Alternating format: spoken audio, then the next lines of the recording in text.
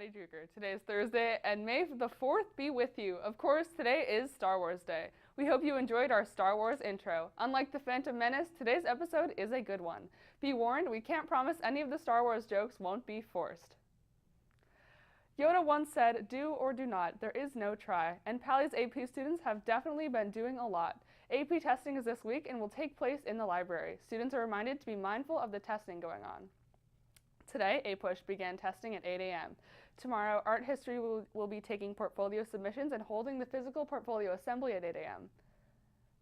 All right, now let's check the campus bulletin. Like the Millennium Falcon jumping to light speed, this is going to be pretty fast. The Latinos Unidos Club will be hosting its 4th annual Cinco de Mayo celebration in the Student Center. Come out and enjoy some games, music, and food this Friday, May 5th, during lunch. Model UN allows students to play the role of United Nations representatives, and this week, Pally students have an opportunity to get some great Model UN experience in a low-pressure environment. Model UN will be debating about Antarctica in a simulation that takes place in the future during a mock conference this weekend. The Pally Model UN mock conference will be held Sunday, May 7th in room 805. Sign up at the URL on your screen. It's time to get our tech on. In today's segment, Ori and Jared bring a look at the new Samsung S8, a device Samsung hopes will blow your mind rather than blow up in your pocket. In the cutthroat market called the smartphone industry, manufacturers are required to frequently innovate their products in order to stay relevant. Gone are the days of the camera megapixel wars and battles over processor cores count.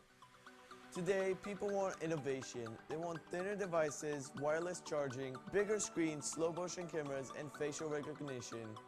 Samsung's brand new Galaxy S8 is the product of one of the industry's most recent trends, zero bezel displays. With the exploding Note 7 fiasco of last year, Samsung has a lot to prove this time around. The Galaxy S8 features a radical new design with practically zero screen bezels. Other additions include the new wraparound glass chases, a new Gear VR headset with hand controller. Back in the early 2000s, high-end television manufacturers discovered that by removing the screen bezel, the aesthetics of their products significantly improved.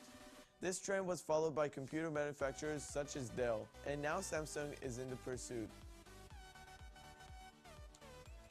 The Galaxy S8 features Qualcomm's brand new Snapdragon 835 processor. Benchmarks from other devices featuring this processor show this is the fastest mobile chip ever chipped in a smartphone to date. We will try to get our hands on a unit in the near future.